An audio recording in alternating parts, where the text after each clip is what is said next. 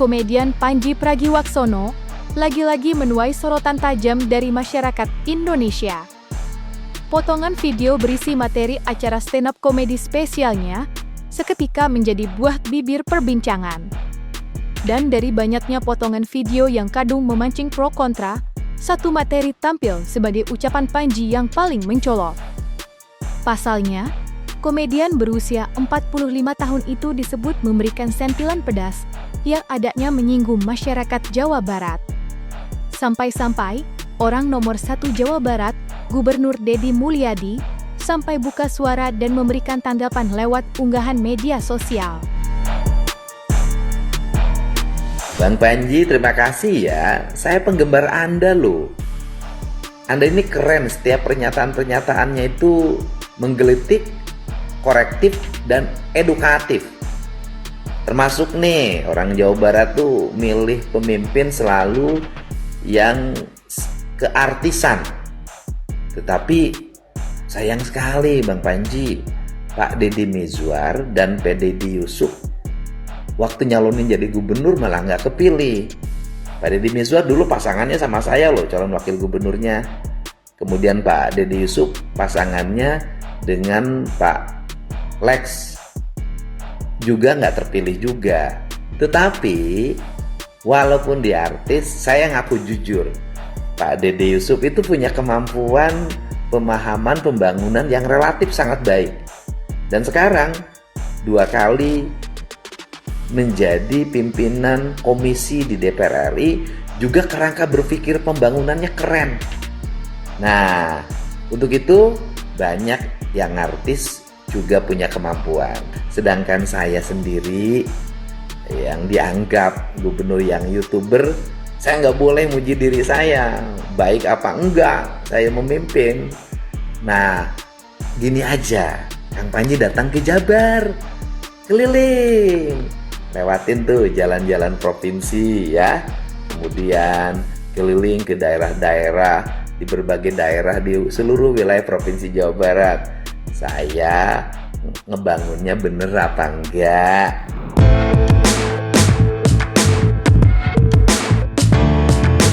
Dalam kesempatan itu, Pandji sejatinya membawakan gurauan yang menyebut masyarakat Jawa Barat cenderung gemar memilih pemimpinnya memiliki nama besar, khususnya dari dunia selebritis.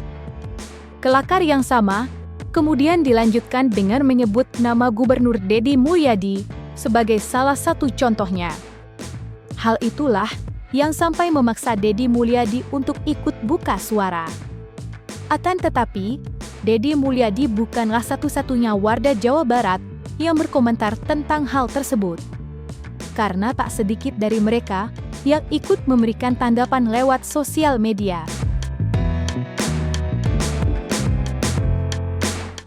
Nah, ini diantara masyarakat Indonesia, gue sadari masalah terbesar nih untuk permasalahan ini tuh adanya di Jawa Barat. Orang Sunda.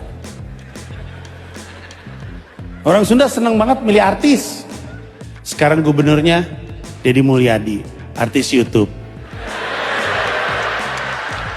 Kena naon lah banyak disebut artis YouTube oke, yang penting hasil dina YouTube teh bermanfaat untuk masyarakat. Karena sebaik-baiknya manusia adalah manusia yang bermanfaat untuk manusia lainnya. Tapi itu kena naon Pak, disebut artis YouTube ku jelema anu neangan duit oke di YouTube gitunya. Aktif oke di YouTube, nya hitung-hitung diomongkeun ku jelema munafik atau diomongkeun ku artis YouTube anu munafik. Ji Pandji, aing mah neangan duit ku kitu-kitu teuing nya. Ngomongkeun batur. Nyentil sana sini. Geus teu laku deui di TV Ji. Geus teu boga program deui. Uni sakituna neangan duit. Aduh, ya Allah ya Rabbi, jeung ieu teh mau Jawa Barat, mau Sunda. Kayak aya orang Sunda nu reaktif disebut baperan deui. Engke jadi bahan deui nya, bahan stand up deui ke kumaneh. Aing mah. Sok we lanjutkeun lah kumaha maneh nya Ji. Ya, mudah-mudahan halal eta rezeki nya. Halal rezeki tina ngagorengkeun batur, tina nyentilan batur ya. Ya mudah-mudahan orang-orang anu kasinggung henteu ngadoakeun maneh goreng we sakitu we sok rek dijadikeun bahan stand up mah.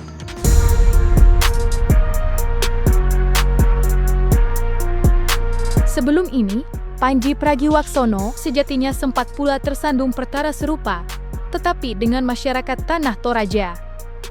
Kala itu, Pandji disebut menyinggung tradisi pemakaman Rambu Solo. Sebuah tradisi sakral yang dinilai oleh Pandji memakan biaya fantastis hingga memiliki efek besar kepada ekonomi masyarakat Toraja. Tak hanya itu, Pandji pun disebut pula menyandingkan cara masyarakat Toraja menyimpan rada keluarga yang berpulang dengan humor horor. Imbasnya, situasi sempat menjadi tegang. Pandji sungguh memancing amarah dan kekecewaan masyarakat Toraja. Semua yang diucapkan Pandji ini benar-benar menghina, benar-benar melecehkan kebiasaan atau tradisi atau adat orang Toraja. Kemudian menjadikan tradisi penghormatan terhadap jenazah orang Toraja ini sebagai bahan olok-olokan. Ini adalah satu hal yang benar-benar melanggar kehormatan tongkonan dan marwah identitas masyarakat adat Toraja. Jangan lupa bahwa masyarakat adat Toraja ini masih sebagian besar menganut ajaran leluhur yang menjiwai semua ritual adat itu, dan ini kategorinya masuk ke dalam penistaan agama leluhur orang Toraja. Menuntut kepada saudara Pandji ini untuk hadir di Toraja ini melakukan ritual permohonan maaf kepada leluhur kami,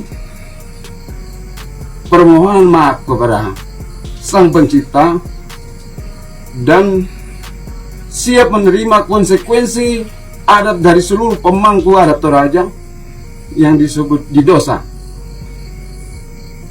Saya berharap kepada seluruh komunitas adat Toraja, masyarakat Toraja, diaspora Toraja dimanapun berada, mohon untuk menghadirkan Pandji di Toraja ini melakukan ritual Marambulangi,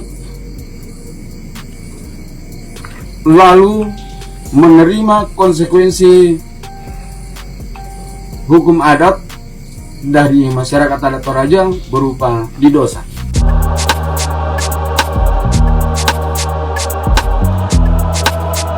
Perkara ini bahkan sampai mendorong lembaga adat Sangtorayan, TAS, untuk menyeret Pandji ke ranah hukum.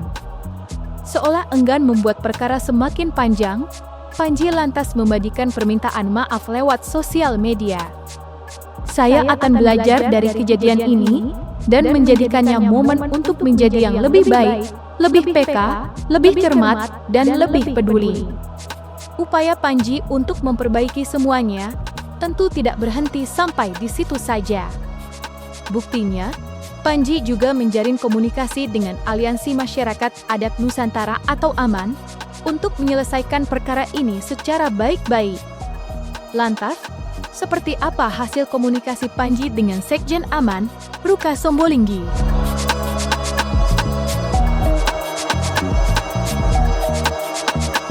Permohonan maaf sudah diberikan. Saya juga sadar bahwa saya ignorant dalam penulisan joke, tidak bermaksud untuk menyinggung masyarakat Toraja, dan untuk itu saya meminta maaf kepada masyarakat Toraja yang tersinggung. Saat ini dialog sudah dilakukan dengan teman-teman di AMAN, Asosiasi Masyarakat Adat Nusantara. Ibu Sekjennya adalah Bu Ruka Sombolinggi, dan menurut beliau sebenarnya kurang tepat soal diharuskan memberikan 90-an satwa dan uang sebesar itu, karena dialognya harus dilakukan bersama dengan perwakilan 32 wilayah adat Toraja. Jadi kalau dialognya belum ada, sebenarnya hukumannya juga belum ada. Dan kalau menurut Ibu Ruka dan banyak sekali teman-teman Toraja, sebenarnya masyarakat Toraja itu tidak memberi hukuman. Bahwa nanti mungkin ada sumbangan yang diberikan, itu kayaknya lebih kepada inisiatif baik yang saya ingin berikan untuk simbolisasi bahwa saya ingin hubungan ini berjalan dengan baik. Jadi Ya, saya untuk urusan masyarakat, untuk urusan adat masyarakat Toraja, saya sih percayakan kepada Ibu Luka Sombolungi dari Taman.